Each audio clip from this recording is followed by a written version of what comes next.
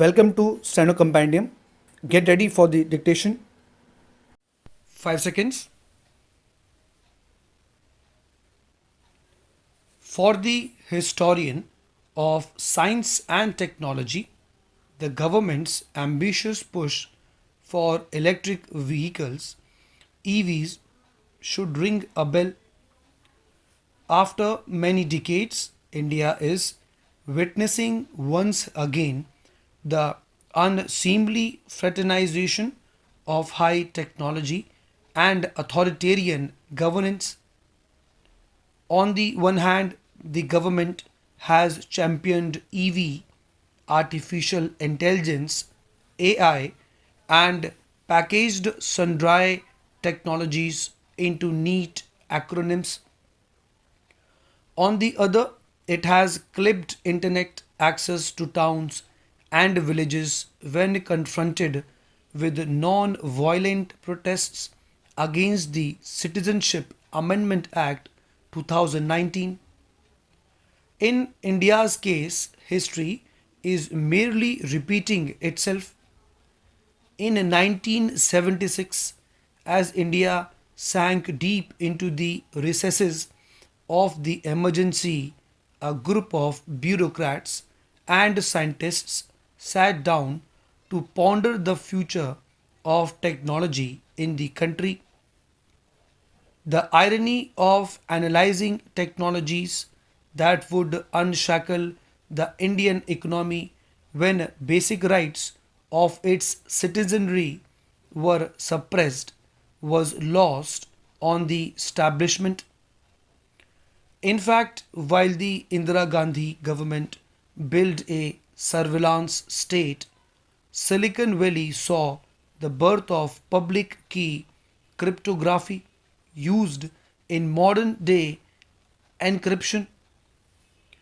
India, it seemed, had regressed into the darkest chapter of its political history just as the world began to use technology to preserve human rights. This dissonance did not seem to bother the high profile group that had been brought together by the National Committee on Science and Technology NCST. Its mandate study the outlook for India in 2000 AD. The group set up in 1973 took 7 years to submit their report, publishing an interim document during the emergency. The Indian government's commissioning of futures study was in step with the times. Futurology, the use of computer models for forecasting scenarios, became fashionable after the Club of Rome, a group of economists and planners, published its famous Limits to Growth report in 1972. The report painted a doomsday scenario of acute food and water scarcity in 2000. Unsurprisingly, this period also witnessed the new wave of science fiction set in dystopic lands and featuring post apocalyptic visions. Another kind of dystopia was unfolding in India's present while the civil liberties of Indians were cast aside. The government was busy discussing EVs and self driving cars. It may seem straight out of the pages of a sci fi novel, but the first official assessment of EVs in India was likely published during the emergency. The Committee on Futurology, as it was known analyzed long term projections for many sectors, including transportation. This sector's problems were twofold. To begin with, there were just not enough vehicles for the larger public in India. 3 decades after independence, India had only 1 lakh buses on its roads. In other words, there was one bus for every 6,500 Indians. However, the number of cars and jeeps totaled nearly 7 lakh 50,000. In a still impoverished country, the wealthy and powerful elite enjoyed vastly better mobility than the majority of the population. Rising fuel prices presented the second problem.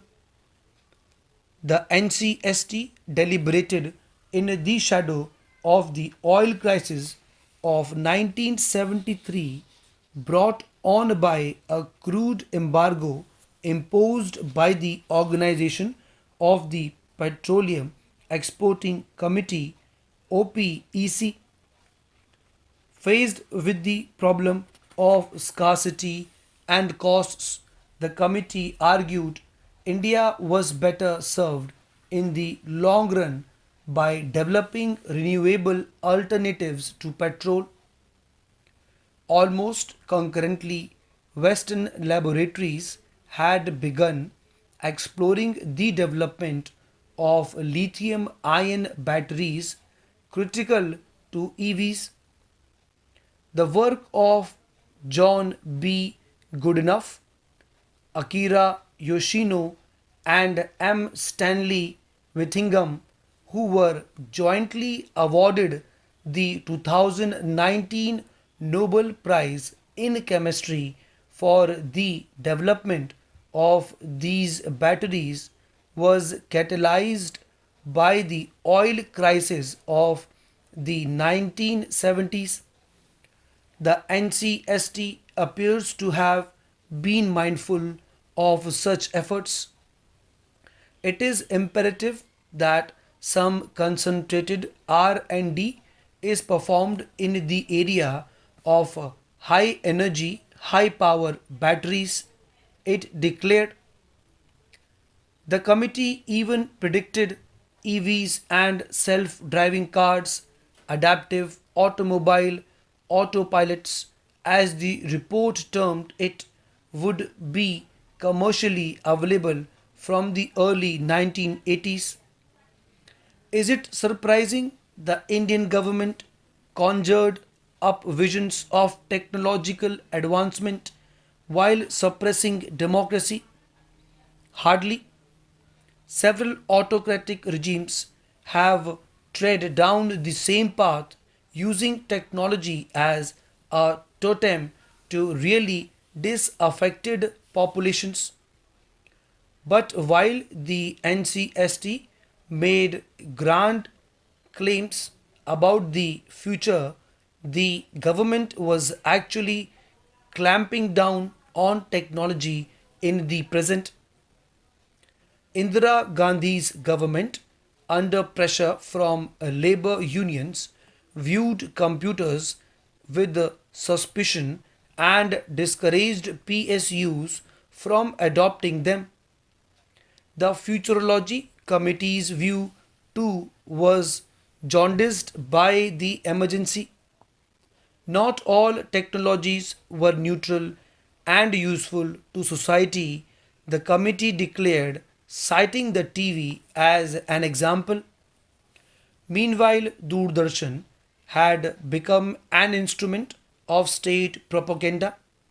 Faced with a financial crunch, the government also championed appropriate technologies that were small scale solar cookers and mechanized bullock carts but did little to boost productivity.